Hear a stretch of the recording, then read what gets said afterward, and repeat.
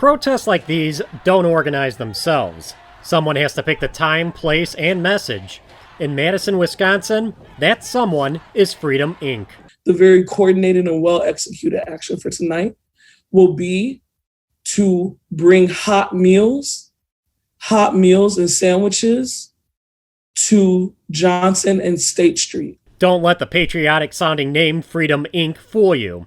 Freedom Inc. and its partners despise everything about America. Within this United States of America, we got the first white supremacy state, a state in which white supremacy and capitalism is one and the same, right? It's two peas of the same pot.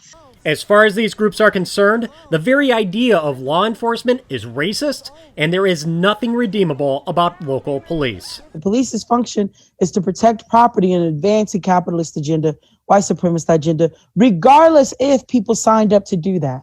The police is really the enforcement arm of two systems of oppression, and that's white supremacy and that's patriarchy. We have explained how policing is connected to colonialism, how policing is, for Black people, an iteration of lynching.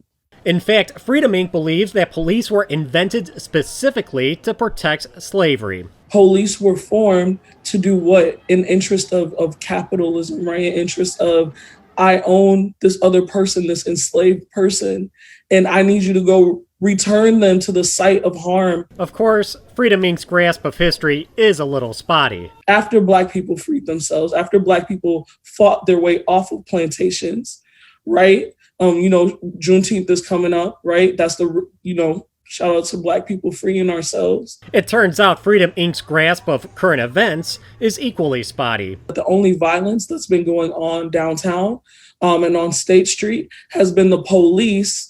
In fact, Freedom Inc. coordinates volunteers to bring supplies and form human shields between law enforcement and the young activists, and enable them to run amok.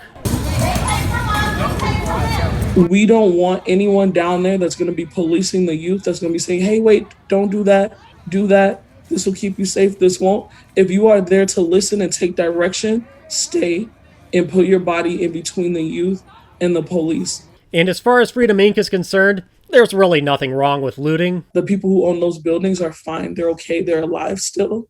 They're still here. Whatever is in those stores can be replaced. Glass and brick can be rebuilt.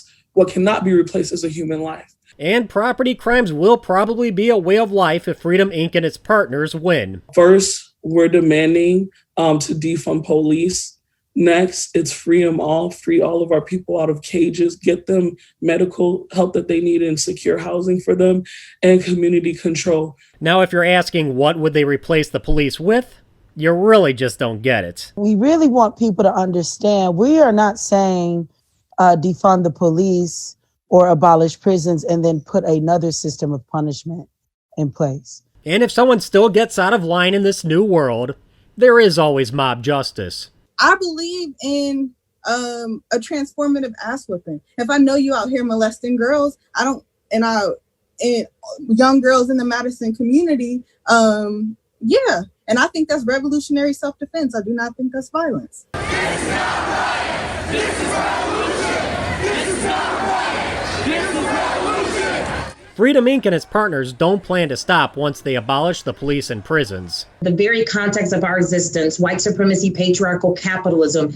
is played out in every system. So we have to undo the entire system. We have to dismantle any and all systems and institutions that are rooted in the military conquest that created what we know as America. Now, if you believe this is just another fringe group that doesn't have a chance of achieving its goals, keep in mind the state of Wisconsin has given Freedom Inc. $3.6 million over the past 5 years. And even though Governor Evers says defunding law enforcement is not going to happen, he sure sounds like he's reading from the same script as Freedom Inc.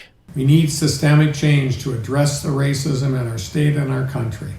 We must be willing to face it with clear eyes and open hearts, recognizing that folks who look like me have been part of creating, exacerbating, and benefiting from the systems we must now turn to dismantle.